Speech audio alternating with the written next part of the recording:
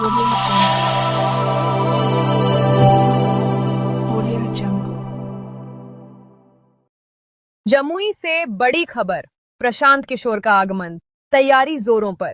जनसुराज के सूत्रधार प्रशांत किशोर के आगमन को लेकर जमुई में जोर शोर से तैयारी की जा रही है। आगामी 2 सितंबर को उनका आगमन श्री कृष्ण सिंह स्टेडियम में होने वाला है। इस मौके पर जनसुराज के जिला अध्यक्ष उत्तम सिंह, जिला प्रवक्ता डॉक्टर अरुण कुमार और जिला प्रभारी बलजीत सिंह ने तैयारियों को लेकर खास बातचीत की। जिला प्रभारी बलजीत सिंह ने बताया कि जिला प्रशासन द्वारा सुरक्षा के कड़े इंतजाम किए गए हैं और शहर के हर चौक चौराहे पर बैरिकेडिंग की जा रही है। उन्होंने कहा कि जनसुराज ही वह पार्टी है जो बिहार की दशा और दिशा बदल सकती है।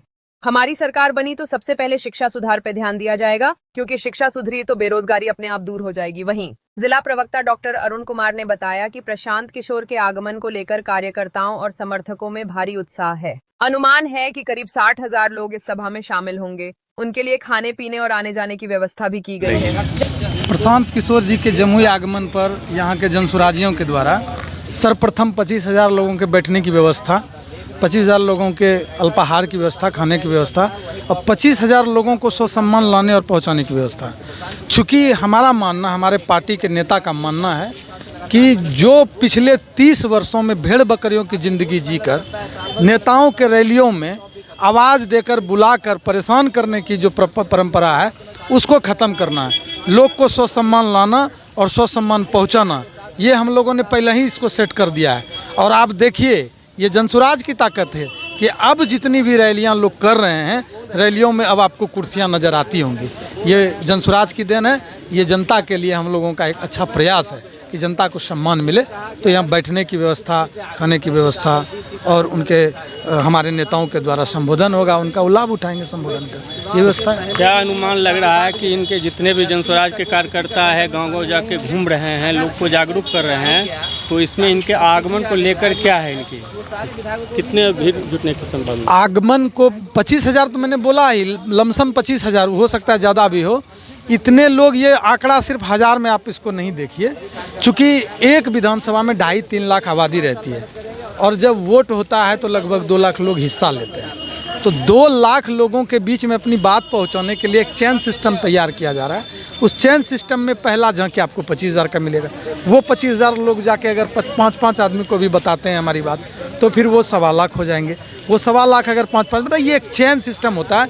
सभाओं से, आप सभाओं में आए भीड़ से किसी के जीत हार का आप नहीं कर सकते, लेकिन उसमें उत्साह क्या है, क्या वो लोग ये बात बताना चाह रहे हैं कि नहीं, ये सब समझने की ज़रूरत है। जो कि हमारे जनसुराज में जितनी भी अभी रैलियाँ हुई, प्रशांत जी का आप लोगों ने तो, चूँकि पुराने पत्रकार हैं आप, प्रशांत जी जब पदयात्रा शुरू किए थे तो 20-25 आदमी के साथ पदयात्रा थी और आज का दिन है कि 25,000 की सभा हो रही है। ये आपने अपने आंखों से, आपने मीडिया के माध्यम से देखा और दिखाया है। तो अब समझ लीजिए कि हम लोग कितना एस्पिरेट, कितना मेरा तेज फैलाव हुआ है कि लोग हमको पसंद कर रहे हैं, प्रशांत की बातों को पसंद कर रहे हैं और अपने बच्चे और अपने युवाओं, अपने पति, अपने कमाऊ पुत्र के लिए एक ऐसा जगह है, लोगों में होप जगह है कि लोग हमसे जुड़ रहे हैं।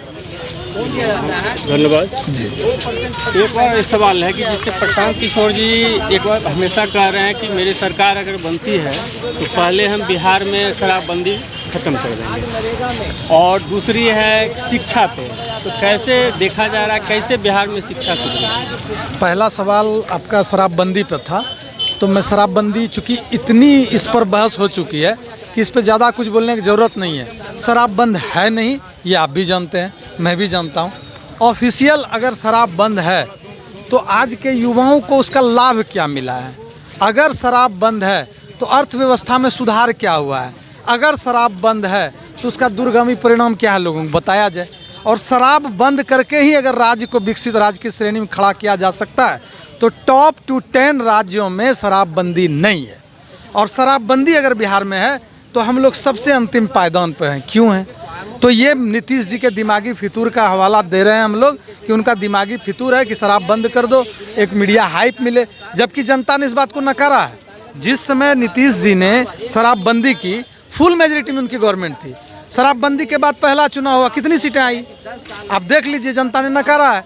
लेकिन चूंकि सिस्टम है, वो 42 सीट में ही कैसे मुख्यमंत्री बन जा रहे हैं, ये आप लोग बेहतर जानते हैं, कभी भाजपा के संगठन में रहकर, कभी राजद के साथ साठगांठ कर, तो ये सब यहाँ पर घोल पचक्कड़ की राजनीति से लोग उब गए हैं। शराबबंदी कोई फैक्टर नहीं है। हमारी सरकार बनेगी, 1 घंटे में प्रशांत जी ने कहा कि शराबबंदी खत्म किया जाएगा और विधिवत जो न्याय संगत होगा विचार विमर्श कर कैसे चलाया जाए, कैसे लोगों को उससे फायदा भी हो और अर्थव्यवस्था मजबूत, इस पर विचार विमर्श किया जाए। बहुत बहुत धन्यवाद। और अभी चले जनस्वराज के जिला अध्यक्ष उत्तम जी के साथ। बहुत बहुत सर, मेरे चैनल में आने के लिए बहुत बहुत पहले आपका भी बहुत बहुत धन्यवाद। तो ये जनस्वराज के जो सूत्र प्रशांत किशोर जी आगमन को लेकर जो तैयारी चल रही है, यहाँ पे क्या विधि व्यवस्था है? यहाँ पर हम लोग करीब 25,000 लोगों के बैठने की व्यवस्था और उनके अल्पाहार की व्यवस्था और आने जाने की व्यवस्था पर हम लोग काम कर रहे हैं, और ताकि किसी को कोई परेशानी ना हो। साथ में जो लॉ एंड ऑर्डर की व्यवस्था है SDM सर ने इंश्योर किया है कि वो ट्रैफिक और बाकी चीज़ों पे वो सहयोग कर रहे हैं और उनका बहुत अच्छा सपोर्ट है। तो मुझे लगता है कि ये चीज़ें अच्छे तरीके से हो जाएंगी। ये आगमन को सफल बनाने के लिए पूरे जोर शोर से लगे हुए हैं। जी, हमारे एक एक कार्यकर्ता लगे हुए हैं। और इसमें जो प्रशांत किशोर जी जो कह रहे हैं रोजगार, ये कैसे देख रहे हैं? ये चुनावी माहौल है, वो कह रहे हैं मेरी सरकार बनेगी तो हम मैंने बिहार के युवाओं को बिहार में ही रोजगार देंगे, तो ये कहाँ तक सही लगा? नहीं, बिल्कुल सही बात है। एक्चुअली हम लोग सिर्फ कह नहीं रहे, प्रशांत जी कह नहीं रहे, प्रशांत जी एक रोड मैप भी दे रहे हैं, रोड मैप भी बता रहे हैं कि हम लोग इसको कैसे करेंगे। जस्ट फॉर एग्जांपल है, अभी जो हमारा जो CD रेशियो है, क्रेडिट डिपॉजिट रेशियो जो है बैंक का, अगर उसको आप देखें तो उसका रिजर्व बैंक का एक गाइडलाइन है कि आपको 80% तक का जो भी पैसा हम जमा करते हैं, मान लीजिए 100 रुपये हमने जमा किया बैंकों में, बिहार के बैंकों में, तो उसका 80 रुपये हम लोगों के बीच में उनको लोन एज अ लोन देना है। किसी को कार खरीदने के लिए, घर बनाने के लिए, रोज़गार करने के लिए या किसी तरीके का भी काम करने के लिए उनको देने का रिजर्व बैंक का गाइडलाइन है। बट बिहार में क्या है, ये रेशियो 40 से 45% भी नहीं है। और आपको जान के हैरानी होगी कि पिछले 35 साल में हमारा आपका जमा किया हुआ पैसा 26 लाख करोड़ रुपया दूसरे राज्यों को दे दिया गया, वहाँ के डेवलपमेंट के लिए, वहाँ फैक्ट्री लगाने के लिए, वहाँ फ्लाईओवर बनाने के लिए, जो कि हमारा आपका पैसा है। हम लोग वोट यहाँ दे रहे हैं, हमारा पैसा कहीं और जा रहा है। तो एक विज़न की बात है। अब 26 लाख करोड़ रुपए छोटा मोटा अमाउंट नहीं है। इसको इस बात से आप आकलन कर सकते हैं कि मोदी जी ने एक बार अनाउंस किया था कि 1,25,000 करोड़ देंगे, पूरा बिहार झूम रहा था उस समय। आप सोचिए 26 लाख करोड़ तो ऑलरेडी यहाँ से दूसरे राज्यों में जा चुका।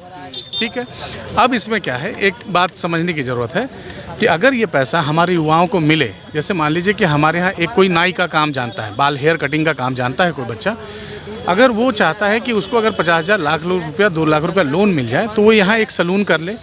सलून करने के बाद वो क्या कर सकता है, 1-2 लड़कों को रख भी सकता है काम पे। लेकिन हमारे यहाँ क्या व्यवस्था है, उसको लोन मिलता ही नहीं, तो वो यहाँ से एज अ मजदूर फिर दूसरी जगह जाके काम करता है। तो ये चीज़ें जब उनको मिलेंगी, ईजी होगा। हम रास्ता दिखा रहे हैं, हम ये भी सोल्यूशन भी बता रहे हैं कि हम ये रोज़गार को बढ़ाएंगे कैसे। तो ये सिर्फ चुनावी बातें नहीं हैं, कहने को तो आप देख लीजिए, माई बहन योजना कह रहे हैं, तेजस्वी जी की पार्टी कह रहे हैं, RJD और महागठबंधन वाले कह रहे हैं कि माई बहन योजना में 2,500 रुपये पर महिला हम देंगे। 5 से 6 करोड़ महिलाएं हैं इस राज्य में। इस राज्य का बजट ही 2.5 लाख करोड़ है। 2 लाख करोड़ रुपया आपको सैलरी और जो फिक्स जो चीज़ें चल रही हैं उसके लिए चाहिए। 50,000 करोड़ के आसपास है आपके पास, जिससे आप कोई डेवलपमेंट का या नया योजना कुछ कर सकते हैं, जिसको चला सकते हैं।